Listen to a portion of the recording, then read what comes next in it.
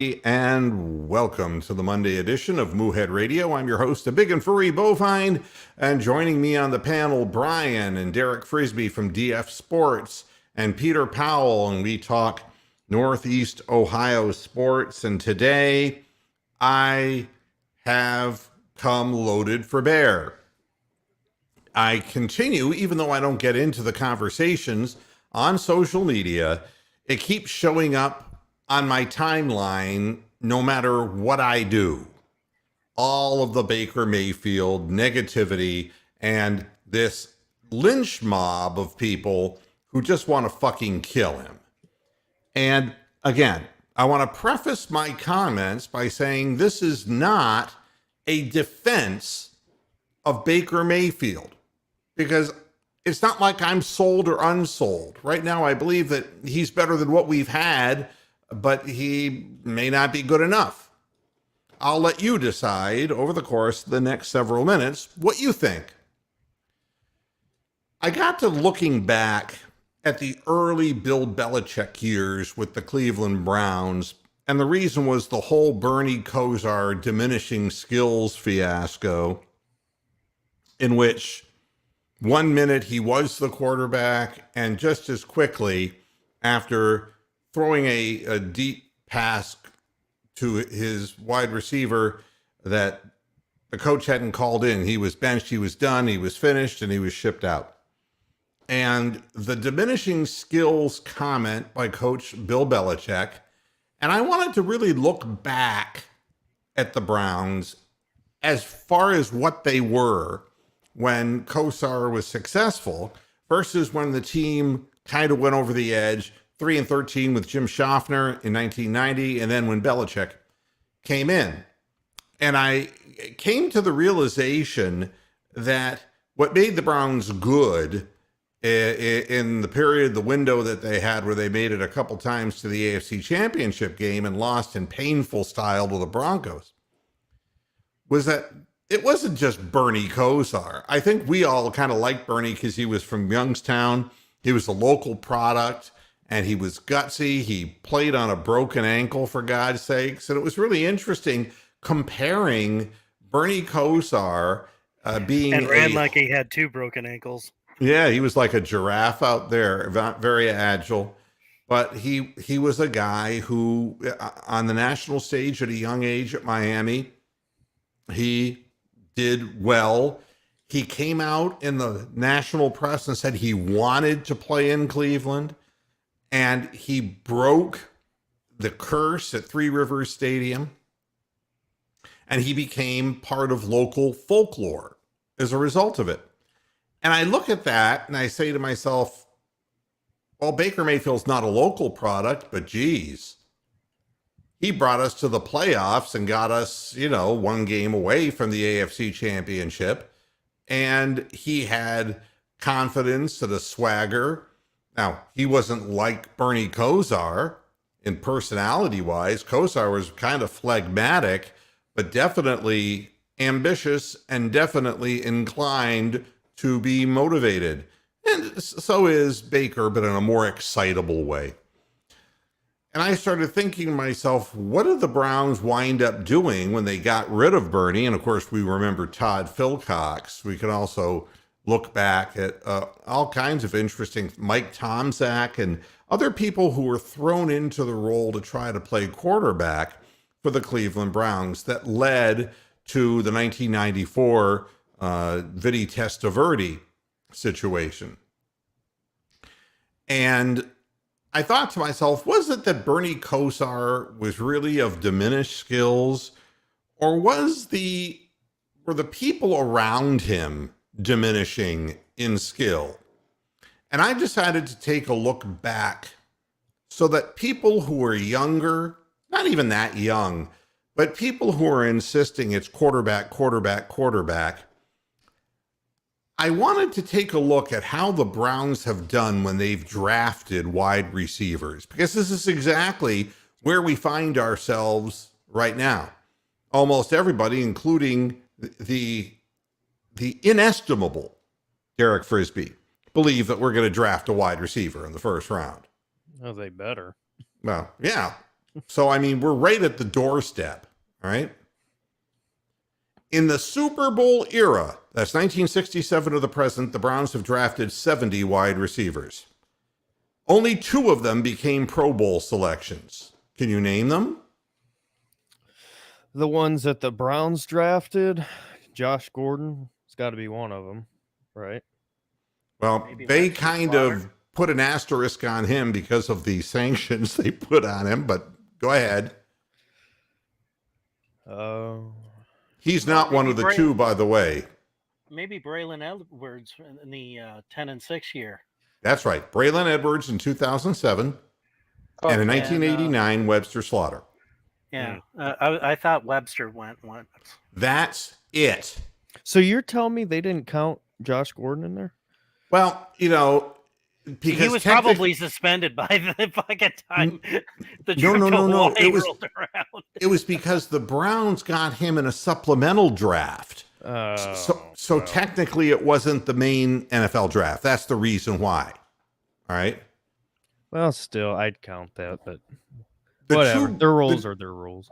The 2 greatest wide receivers drafted by the Browns predated the Super Bowl era: Gary Collins and Paul Warfield. Yeah. All right. That's a long, long time ago. Long before Paul Warfield, any of the Ohio people I'm State talking Buckeye. to have recollections. All right. Long time. All right. The Browns' triumphs, if you want to call it that, when it comes to selecting wide receivers in the first round of the draft. The Browns have taken a wide receiver in the first round only 5 times. Here are the names: Steve Holden. Don't yak, folks. Willis Adams, Derek Alexander, Braylon Edwards, and the amazing Corey Coleman. That's it. That's what we have to show in the history of the Cleveland Browns. Good That's old Corey Coleman. Never forget that one. first. Right. Well, I mean, if you saw, then you didn't see Steve Holden. Remember, he got pulled over and they found a fucking half of a marijuana cigarette in his car. Yeah. I mean, He just came from fucking Florida. if you haven't seen Steve Holden and Willis Adams, I mean, it's the same story, basically. All right. So I got to thinking to myself, if this is what the Browns have done in the first round, all right, and what made Corey Coleman so amazing, they took him with the 15th overall. That was 22 picks before the Saints took Michael Thomas, 150 picks before the Chiefs took Tyreek Hill, and 88 picks before the Cowboys took Dak Prescott, all right? Oh, was that year? Oh, yeah. Yeah. Wow. That draft was incredible. Coleman played 3 years, 27 games, and that was all she wrote for him. All right. The other 3 receivers selected by the Browns in the 2016 draft were Ricardo Lewis, who? Jordan Payton, who? All right, by the way, Ricardo Lewis was in the league for 2 years, Jordan Payton for 4 games. Rashard Higgins is the other one. Well, that kind of worked. The Browns have had a handful of non-first round picks who became good wide receivers. And that includes Dave Logan. He was a second rounder. That was during the Brian Sipe era, for those too young to remember. Kevin Johnson, that was when the Browns came back into the league. And, he played 5 years with the Browns, and he caught 23 touchdowns. Brian Brennan, same period as Dave Logan, 1984, had a solid career. He was with the Browns for 8 years. All right. You take a I share the look. same first 2 names, except he spells his with an I. So if you look at Bernie Kosar, and we'll get off of Bernie Kosar. Bernie Kosar was in the right spot at the right time. Bernie was a great long thrower, and he was a good analyzer at the line of scrimmage. He was a good audibilizer. But it was great because He had Logan. He had Slaughter. He had Brennan. And he had Ozzie Newsome. That made Bernie Kosar a very effective quarterback. All right? Plus Mack and Biner. Now, who in the hell are we giving Baker Mayfield? There ain't nobody that Baker Mayfield throws to that is even in the caliber of the names I just mentioned to you who are with Bernie Kosar. I mean, it's very easy to sit back and say, well, great, isn't Patrick Mahomes tremendous when he's got what he's got that he's throwing to? Now, I think that Patrick Mahomes would be a good quarterback, but if you took away his great receivers and the game-breaking receivers and the guys who consistently produce, I think you would have a quarterback who might get you into the first round of the playoffs and lose. And basically, he's not much more than that right now. Yeah, I was just about to say, would they get to the divisional this year and lose? That's right. All right. Let me do it a different way for you. The 10 best wide receivers in Cleveland Browns history. Braylon Edwards, Reggie Rucker, Brian Brennan, because Rucker was with the team too in Brian Sipes' period. Yeah. By the way, Ozzie Newsome also played with Brian Sipe. Brian Sipe was considered the best quarterback in the NFL. I believe it was in 1978. Is that the year? 80. Yeah, 80. Right. That's when he won the MVP. And he had Brennan and he had Newsome and he had all the guys basically. And then it was the first time since Otto Graham, I think, Frank Ryan in the championship year that a Browns quarterback in APBA football, which is kind of a tabletop card game, was actually rated above a 3. Right. Which is absolute average. Yep. Number Most 7. Most of the time, Mike Phipps was a 2 by comparison. Number 7 would be Webster Slaughter. Number 6, Dave Logan. Number 5, Ray Renfro, which goes all the way back into the 50s, folks. So I don't expect you to know about him. Max Speedy is number 4. That goes all the way back to the 40s and early 50s. Look how far I'm going. These are the best receivers in the Browns' history. Gary Collins in the 60s. We know about that. And Paul Warfield. And then Dante Lavelli back in the 40s. All right.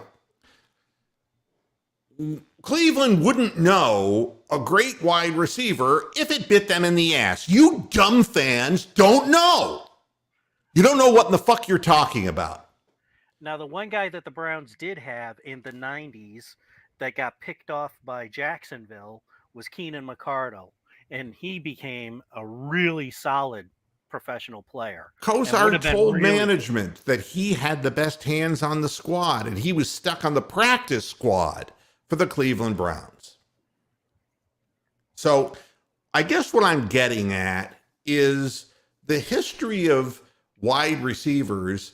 The Cleveland Browns have a bad history in drafting or even possessing decent wide receivers, which is why it's such a big deal when the Bengals get a guy like Jamar Chase. Yeah. I mean, when you get Jamar Chase and he immediately just explodes on the scene. Even the Bengals, my God, the Bengals even had Chris Collinsworth, who gave them a long career. Eddie Brown, that's right. I mean, you look at them. I mean, Isaac Curtis. You look at them, and they at least had some players. Well, look who they have now.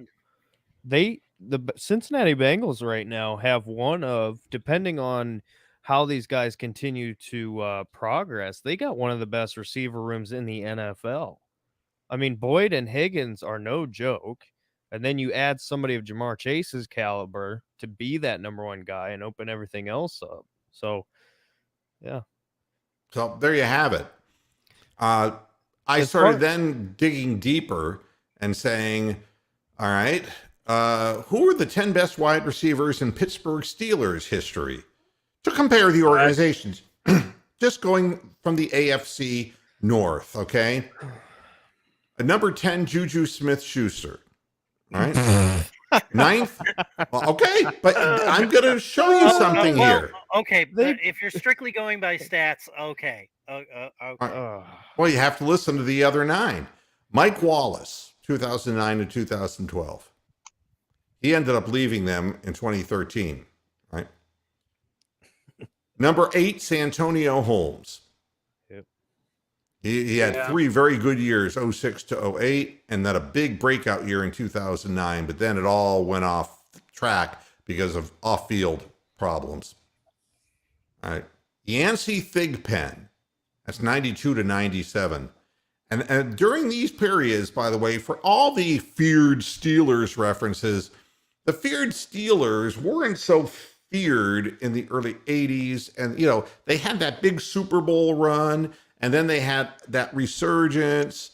But the resurgence kind of was based, again, if you take a look at not only who was playing quarterback, but who they were throwing the ball to.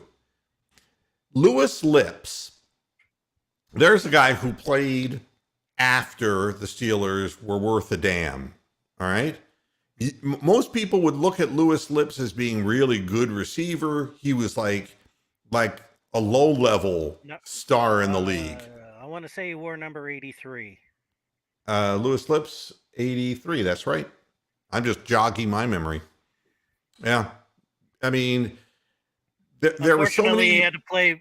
He had one decent year with Stout. Then Stout left the Steelers to go to the Cardinals. And then he got stuck with Bubby Brister. Now, the 80s, there were so many receivers and quarterbacks in Pittsburgh. Lips was the guy, all right? But they weren't really winning. Was at the end of his career. Yeah, they weren't winning. Then you have the top 4. Lynn Swann, 74 to 82. John Stallworth, 74 to 87. So you got those 2 guys. Then Antonio Brown from 2010 to 2018. That was huge for Ben Roethlisberger, right? They have him as the number 1? Number 2. Oh, number 2. Okay. And number 1 was Hines Ward from 98 to 2011, which also helped, you know. I was going to say, because I thought you were saying AB was number 1. I was like, where's Hines at? But... Yeah, number 1. And he's the best dancer, too. And the best blocker. So, you know, then I said, okay, what about the Ravens? How good are the Ravens at drafting wide receivers? I mean, you know, it's one thing to criticize our own team, but I'm looking at other teams in our division. Shannon Sharp, they picked up in free agency. Yep. Well, here's the deal. All right. After taking Mark Clayton in the first round of the 2005 draft, the Ravens did not take another wide receiver until the amazing Brashad Perryman in 2015. Wow. They've been as abysmal a failure as the Cleveland Browns. The difference is they have a coach who is so defensively oriented that he has kind of gotten away with it, even though they have not won the number of Super Bowls that they should have with the defense that they have put out on the field. Baltimore did select Marquis Brown in 2019. All right. Baker's teammate. Which I will say, I believe I mean, I know he drops balls, but I do think he would be better in any other offense. Just saying. Yep. And same with Rashard Bateman, by the way. Yep. Rashad Bateman is another guy who just hasn't really, you know. But let me give you the draft history at wide receiver. 2008, Marcus Smith. You don't remember him because he was out of the league real quick, like 2 years. Right? It's a very basic name, Marcus Smith. Yep. Justin Harper. out of Virginia Tech. Nothing. In 2009, no receiver selected. In 2010, David Reed from Utah. Need I say more? These are all rated D grade drafts. Here's the one good one, Tory Smith out of Maryland in the second round. He spent 4 years with the Ravens, right? And that was important for Joe Flacco because Flacco really, when you stop and think of it, didn't have a whole lot of people to run to or throw to. He just handed the ball off to his running game, and he had Tory Smith. That's about what he had. Tandon Doss from Indiana. Who in the hell? Tommy Streeter, Miami, grade F. He didn't even last a year in the league. Aaron Millett. He didn't even make an impact. He was waived the following year. 2014, Michael Campanaro from Wake Forest. Over 4 seasons, he caught 19 passes and he was done. 2015, Brashad Perryman, first round, 26 overall, D+. He was a disaster. He couldn't catch the ball. Couldn't hold on to it. Darren Waller. He was moved to tight end because he wasn't fast enough to play wide receiver, and he just had 12 receptions in his career. That's another D grade. 2016, do you remember Chris Moore from University of Cincinnati? He just became a special teams guy. Fail. No wide receiver taken in 2017. 2018, do you remember Jaleel Scott out of New Mexico State? I don't think so. He was waived during the final cuts in 2020. He lasted 2 years. D grade. And then Jordan Lasley from UCLA. Grade F. He never made it anywhere. Then you have Marquis Brown, and I think that he's better suited for a different type of scheme, but he's a B+ grade. Miles Boykin, who never really amounted to a whole hell of a lot for the Ravens, and he went off into mediocrity. And now Devin Duvernay from Texas was their third-round pick in 2020, and they keep saying he has a huge upside, except it hasn't happened yet. He's popped on special teams, not as much on offense. Right. But he has made some big catches. At times, yeah. So these are all names, and it's one of the reasons why the Ravens could be caught and surpassed so quickly by the Bengals. The Bengals have a great quarterback, young quarterback, and they got a monster wide receiver. And then from before, they got T. Higgins. And so now all of a sudden, you got Boyd, and you got, now they're able to put all this together. Whereas the rest of the stumble bums of the AFC North, the Steelers don't have a quarterback anymore. They don't have any, Chase Claypool. I mean, I'm sorry.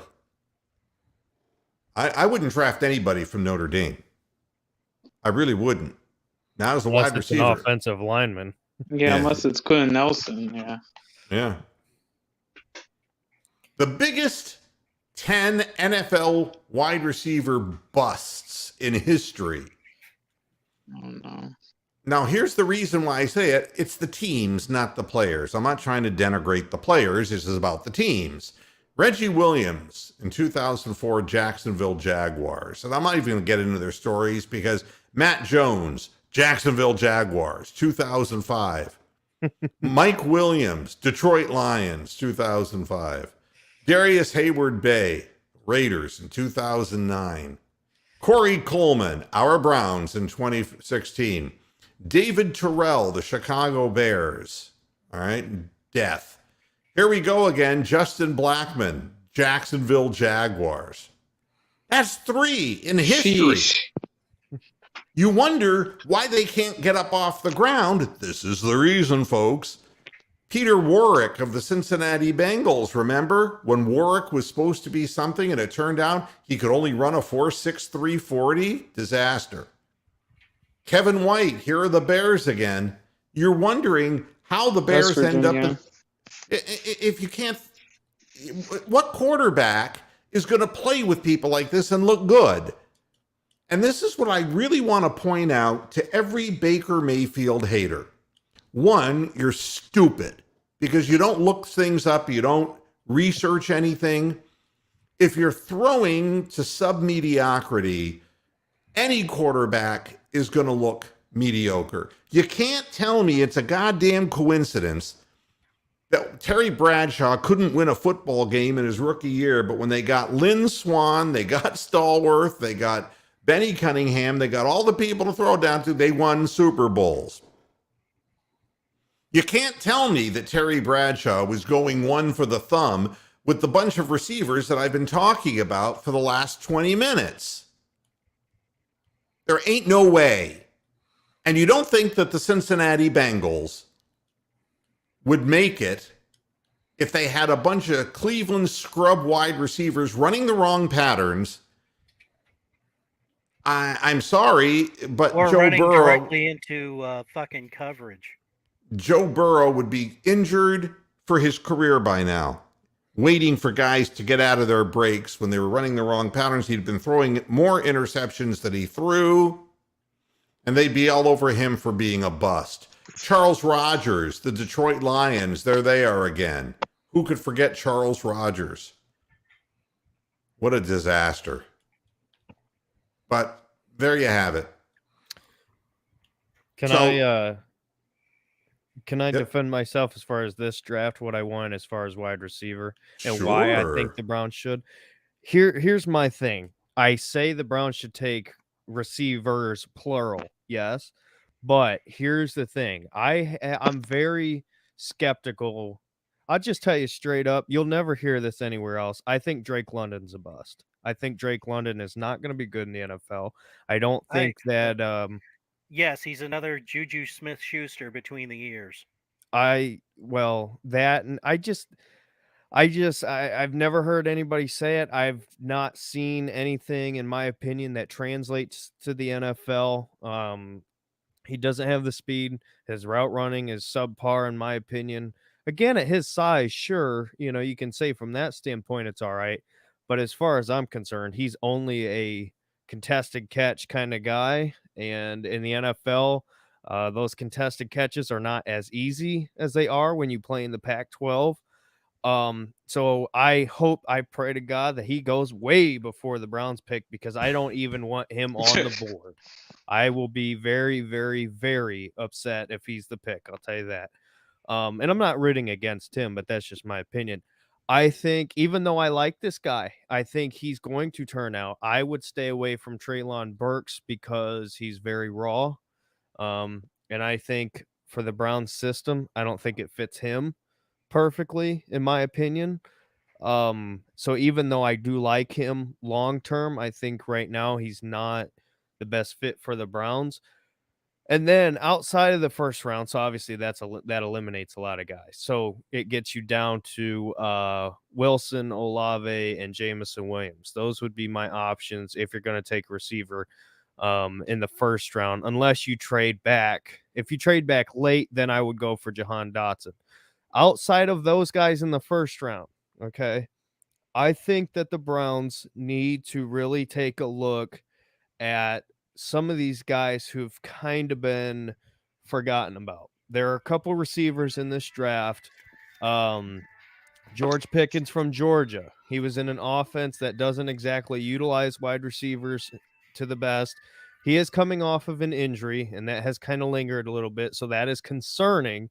But by all accounts, if he's completely healthy and he was in an offense that gets used right, he has all the tools to be a high first-round pick. So wherever he's going to go, it'll be a steal in terms of what his possibility is.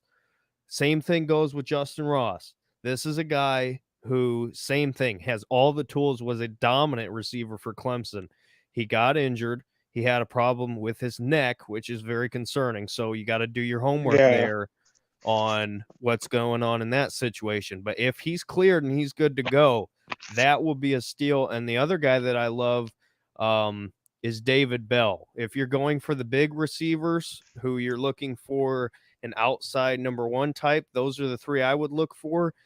If you're looking for the guys who are going to be kind of the, speed guys, the slot guys over the middle, I like Wan'Dale Robinson, Sky Moore, and Sky Moore is good. there is another one I forget.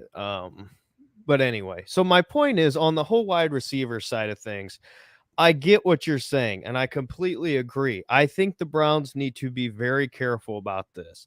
If they get to 13 and the guys that are there are the risky guys, I'm trading back. I'm going to trade back, accumulate picks, use them on other positions, and then from there, at least you have a little bit more security. The other guy that I had on my list is that you didn't mention was Romeo Doubs from Nevada. Yeah, I like him too. Ross is also 6'4", by the way. Yeah. So my thing is, everybody talks about with Drake London, oh, he's got the size. Well,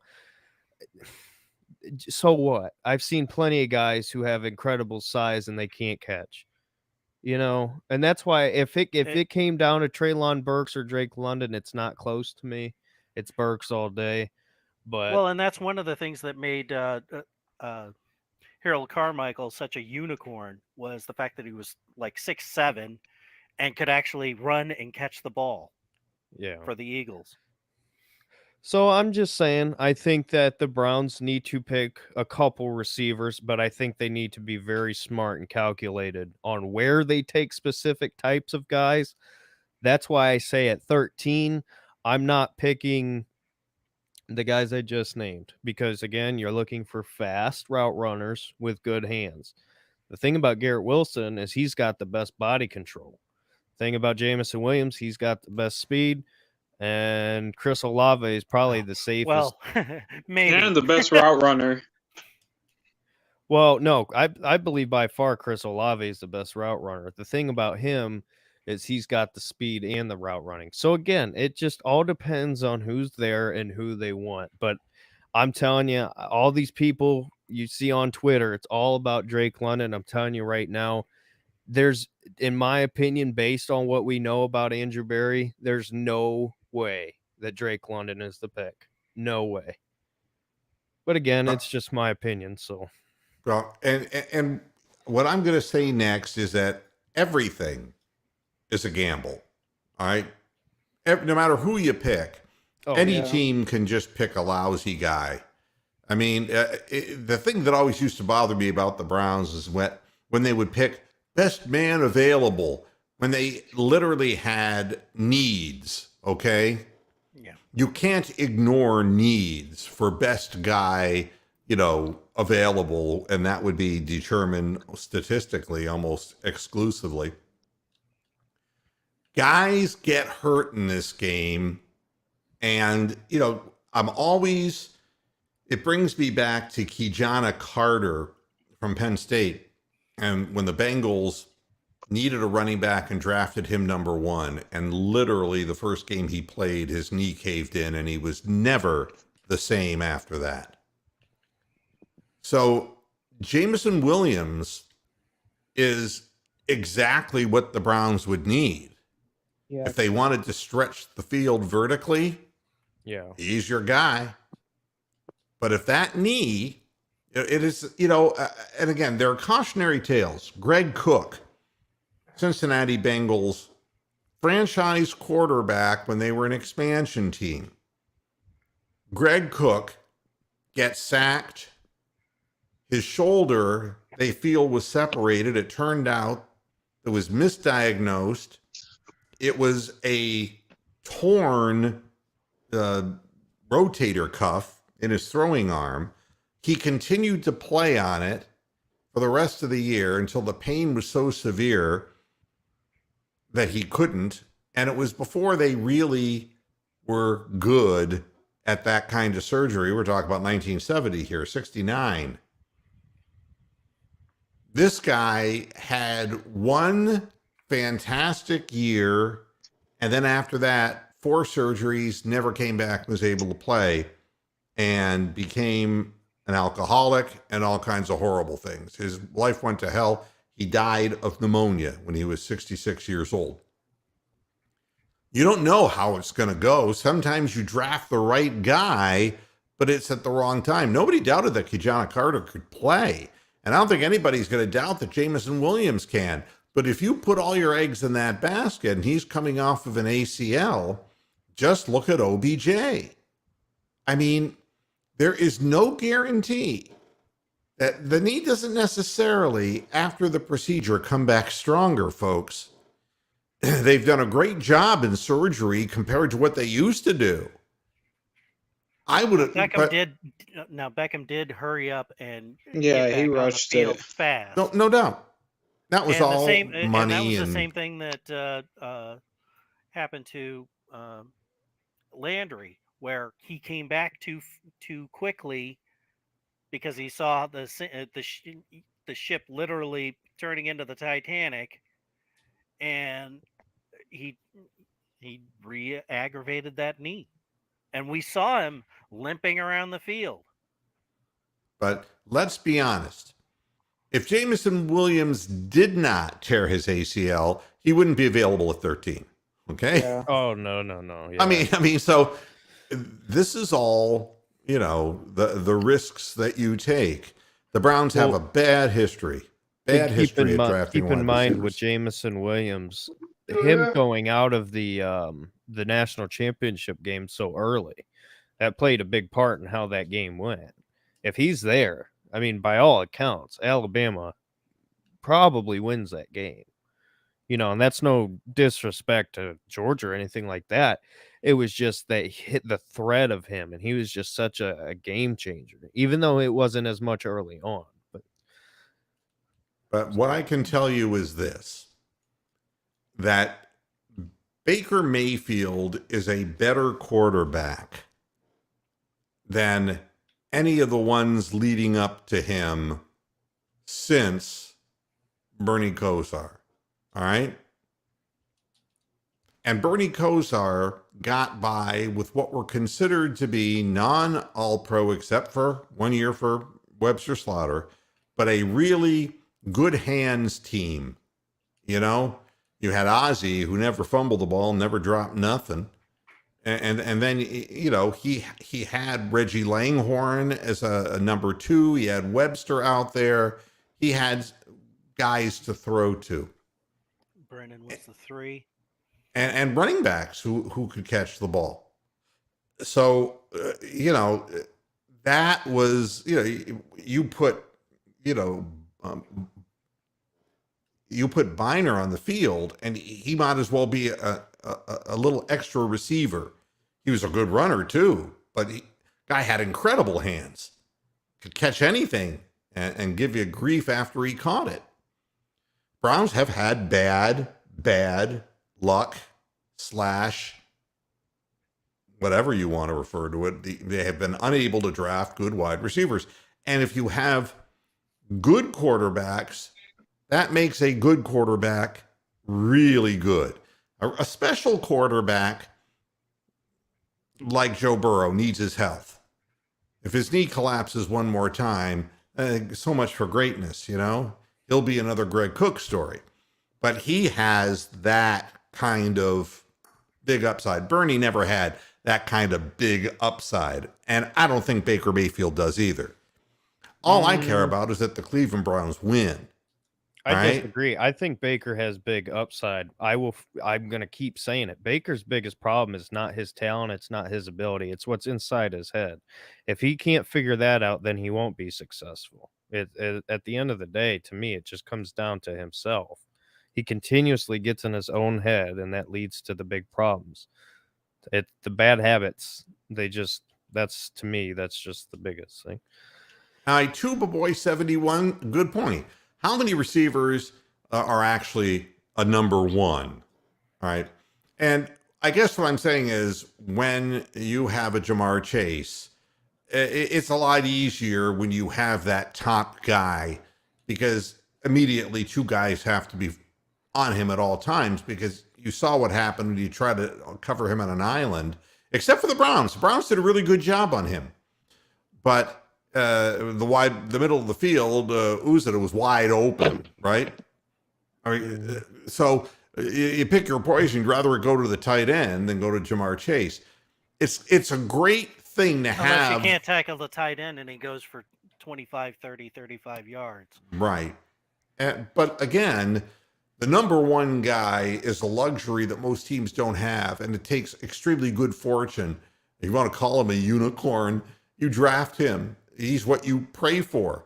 And to have a rookie quarterback come out as good as Joe Burrow did, and then to have the disaster that befell him, but then, but to be able to also get the wide receiver at the same time. You could have, as long as they're running decent patterns, guys like T. Higgins might not be successful elsewhere. T. Higgins had trouble dropping the ball in the very beginning with the Bengals in his career. But man, suddenly he's going one-on-one, and he was coming out of college as a presumed number one receiver. So he could get separation. I mean, it's a tremendous advantage to have that. I would just be happy, Tuba Boy, if the Browns could get receivers like Jarvis Landry who know how to run a fucking pattern, who know how to move to the open spot, the dead spot in the zone, or if it's press coverage, how to get off the line of scrimmage and use their bodies to get separation. Even if they don't have the greatest speed, there are good examples of guys who get separation with strength. And that's all I'm asking for. We're not going to get, in my estimation, at number 13, not going to get a unicorn. I don't expect that. But the Browns' history is that they keep getting floating turds over the course of the history of the entire organization. That's scary when Braylon Edwards is in your all-time Hall of Fame as receivers. Oh, God. What is that? I mean, it just tells you that the team just hasn't had the goods. Yeah, and if you think... I was just going to say, and if you think Antonio Callaway was bad with drops, Edwards was really bad. Yeah, I mean, the truth is Baker Mayfield's only going to be as good as his receivers will allow him to be. If they don't catch the ball, if they don't get separation, Baker Mayfield is not, he's not a unicorn. I'm sorry. He's not a guy, because what's going to happen is he's going to pressure himself to make throws that he's not capable of making. And he's going to go into that Brett Favre gunslinger thing, but throw into a bunch of guys who can't get open. And that's just a recipe for interceptions. You need guys who know how to run crisp, clean patterns. We don't even have that. We have a bunch of slow guys who don't try very hard. I mean, I got a kick out of that goddamn film they put out of how hard Rashard Higgins is working. Fuck Rashard Higgins. Not anymore. Oh, I saw that. Yeah. Fuck him. I mean, the bottom line is that we saw him at his best in Cleveland when he was actually motivated, but he's, you can't tell me go through how many head coaches he's gone through and been in every one of their doghouses. I mean, he's an idiot, and you don't need idiots on your team. So, which is weird because normally with guys like that, you can kind of tell. You can't really tell with him. That's why it's kind of surprising that behind the scenes there's so many issues. You know, it's just weird. But, right now, if I'm the Cleveland Browns, Jadeveon Clowney is going to be priced out, and he's going to be leaving, folks. Yeah. You got to draft a defensive end. You've got to draft somebody who has the capacity and Clowney was so instrumental in us getting better at defending the run. He had 9 sacks too, which is good. But the real thing is he'd get into the backfield and he would string plays out. And when you're playing in our division, you just have to, you got to be able to stop the run. But Jadeveon Clowney is a guy who already passed on Cleveland one time and waiting for the high bidder to come in, and that's where Jadeveon Clowney's going to go. So just be aware of the fact that wide receiver is a huge need, but defensive tackle looms on the horizon. So, and in defensive end. But I would also say right tackle. yeah. They have to have a replacement for Conklin because there's no way that and Conklin his body re-signed for instead of 12 mil, 8 guaranteed. Yeah, he restructured. Yeah. So he's back, and they're saying he's doing well after surgery. And it's amazing how many injuries this man's had. And how old is Jack Conklin? I mean, isn't he like 28? Yeah, he's not that fucking old. For all the shit that's happened to him, he's not that old. He's 27. It's amazing. That's what, Yep, yeah. So, if he comes back healthy, he's a great lineman. So maybe we can get away from the, you're going to have to draft somebody and build them up. Yeah, he can't be a part of your long-term plans, though. As injured as no, but no. I think it's his last year anyway, so we do need to just get someone who can learn while we still have Bill Callahan here and develop him so we can just step right in. That's the hope, because Hudson doesn't look like the man. I think he's a guard. Yeah, I agree. I think he's a little undersized to play tackle. But we asked that of a lot of offensive linemen, and through the history of our organization, playing them at revolving door positions on the front line. It's been another thing in the Browns' history that is really bizarre, that we keep getting these explanations of guys who played specific positions in college. I think we're going to move him over to the center position. He's a guard. We think he can play center. And you're just forcing things that aren't there. Well, and I'll say this as far as the draft, keep in mind the Browns have more capital to move if they want to trade. So don't be surprised if they decide to move up in a second round or something like that. Now, I'm just saying, there's a lot there. Two things I want to say before the show goes away. Cavaliers are playing tonight, by the way, at 7:00 at home against Tony's Timberwolves. And the Timberwolves are a good basketball team this year. They're not a great basketball team, but they're above 500. And they have some good players. They have Karl Anthony Towns. They have Edwards. They got some ballers. It'll be an interesting game with the Cavaliers once again down on their luck. Darius Garland will not be playing, nor will Karis LeVert. And we're just going to have to somehow will a win like we did against the Wizards. And that was ugly. Well, I want to say, before I talk about the Cavs real quick, this whole thing that's going on in Major League Baseball, and they're pushing back games, and the season's not going to start at the right time, and we're going through this again with Major League Baseball. I want to say something in advance. When basketball season is all said and done, and football draft is all said and done, I'm not going to be doing podcasts about Northeast Ohio sports. I'm not doing baseball. To me, it is irrelevant. It is an old man's game, and they can't even put the product on the field. Rick May. And to be very honest with you, the ownership of the team doesn't even want to win. So I'll be taking a sabbatical and taking some time off, or I'll choose something else to do on this program, but I'm not going to talk about baseball ever again. Ever. I don't want to talk about that. Nobody's interested. You take a look at the viewership on the shows, nobody cares. Once football comes back.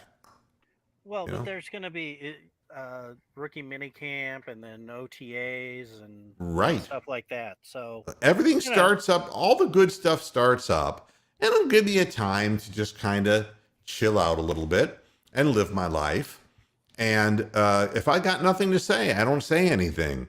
But, I'll follow the Browns and I'll follow the Cavaliers. These are the organizations who are trying to win. And I support both of those games because they're fun to watch. Baseball isn't even fun to watch. Eats up 3 hours of your night for what? Bunch of guys scratching their nuts on the infield and outfield. Fuck that Which is weird because I have an aunt and uncle who watch every single game, and I just can't. Every time I go to their house, they got a game on, and I'm just like, good Lord, how do you do it? Yeah, I don't have time anymore. I'm getting old. I don't have no time for Major League Baseball and that stupidity. It's just sad. Go ahead. It's just really sad because, maybe it's just how I grew up, but playing baseball was such a big part of life, before you get into tackle football and everything like that, which obviously you can't till later, but just sad because you love playing it and you think, oh, it's such a great sport. And it's like, well, it's really dying. You hate to say that, but it's true because of the league and just some of these teams and the structure of it. It's just, it's unfortunate, but it is what it is. Rick. Yeah. So, I guess what it comes down to with the Cavaliers now, I mean, that was an ugly win against the Wizards, and the Wizards had played the night before in an overtime game in which they scored 153 points, had to be leg weary, and we ended up the game, the Cavaliers, on a 16-3 run to win the game, and that had to be sheer fatigue that the Wizards just couldn't hold up the whole time. Kyle Kuzma was fantastic. Last two possessions, Okoro flat out shut him down, and the Cavaliers did enough to get it done. It ain't very good because the Wizards didn't have Bradley Beal. All right, so it's not like you're playing a team with Kuzma's their star, if you will, and they're not a very good basketball team. The Cavaliers are going to have to fight tooth and nail for whatever wins they can get left in the season. There's right now, as we sit, I want to say that there is 21 games left in the season, and we need to win half of them if we want to have a chance to stay in the regular playoff scheme and not into the play-in mode. And a lot of teams are going back and forth, and there's the streaking teams like the Celtics, who we know the NBA wants in there. Some of the stuff that I was looking at were ridiculous. They can't let go of the Sixers, even though they've brought Harden in there. It's a big headline for them. Did you see that they shot 44 free throws in one fucking game? They can't lose. And Embiid had a high for field goal makes and attempts that game also. Yeah, but he was 23 out of 27 from the free throw line. Yeah. So he had 27 free throws. You can't even look at the son of a bitch without letting him go to the line. And look, you got the Hawks still there, kind of marginally under 500. They want Trae Young in the playoffs. The league, make no bones about this. The Nets are going to start winning. The Cavaliers have to win. You get thrown into the play-in, and you might as well not even be there. At least you want to play a full series against somebody and then learn from it. You don't want to get this one game and done kind of nonsense. You don't want that shit. Especially when we won't get any calls either, as you know. Yeah, that's just it. I mean, and I expect that that's what we'll run into if we get to the playoffs. Right now, the problem for the Cavaliers is that we've got Markkanen back. We've got Jared Allen. We've got Evan Mobley. We've got Isaac Okoro, but we don't have any of our guards. And the real spirit of the team is Darius Garland, and was Ricky Rubio behind him. Rubio's been gone for some time, and there is no return date in sight for Darius Garland. I pissed a friend of mine off because I attacked a reporter for lying and divulged something I wasn't supposed to divulge, so I'll not talk about it. But I get really pissed off when the people who are paid to do a job to cover a team lie about things. It bothers me. And especially when you write something where you lie about a specific injury and it's a purposeful lie. I mean, if I sat there, I mean, I'm not a doctor. I can't tell you shit. But I can tell you that if I wrote an article or if I wrote a little blurb on Twitter and said, hey, right behind me in the floor, Darius Garland's shooting, and boy, that bone bruise, it doesn't look like it's bothering him to me at all. It's not a bone bruise. All right, so I'm done. Fucking lying whore. I don't have time. I mean, this reporter could have gone on Twitter and just said, hey, I'm watching, him shoot. Did Darius Garland just doing a light workout? And boy, the back doesn't seem to be bothering him that much. Why do they have to lie about what the fucking injury is? The fact of the matter is, it's going to be a while for him to come back. And when he comes back, he's not going to be able to play every game. The Cavaliers have to manage this situation for the rest of the year. And it's going to make it really hard. I love this team because their effort, it's really difficult to watch them without the guy who's the straw that stirs the drink.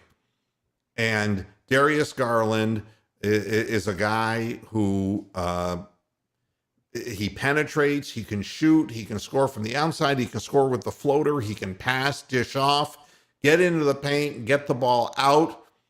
Since this has all gone down, Kevin Love's game's gone to hell.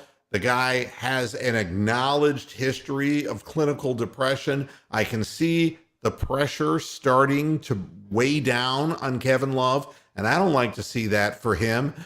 Markkanen just got back from the ankle sprain, which had him out for 11, 12 games, and he's another perimeter shooter.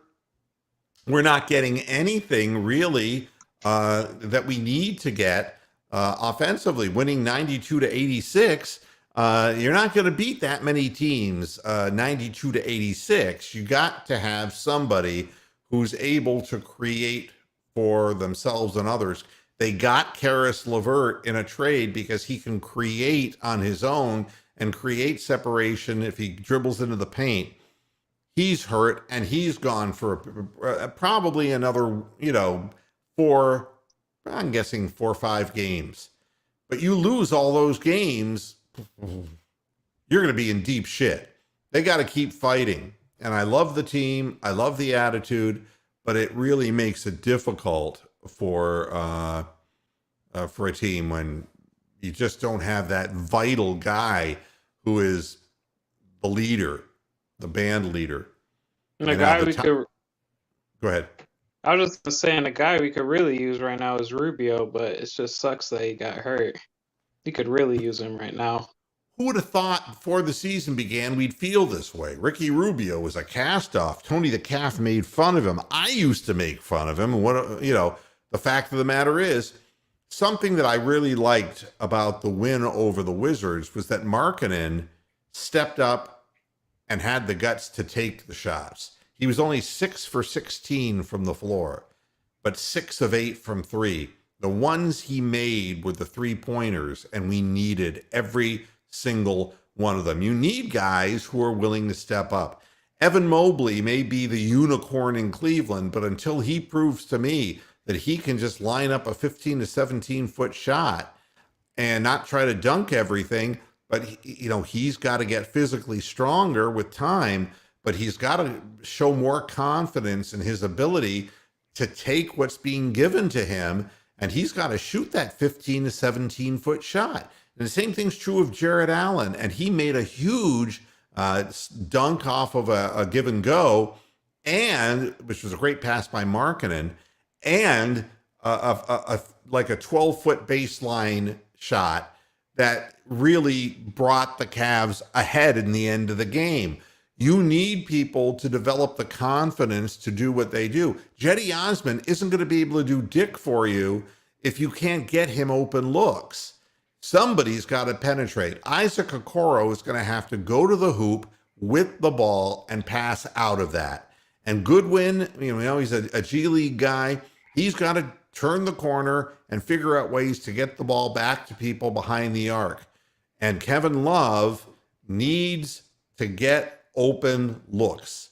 and because his head right now is not in a real good place. So, I hope we can get through this game because these are home games, and you know how hard it is to win on the road. Cavaliers have to take advantage of every home game that they have. 7 o'clock and time to go.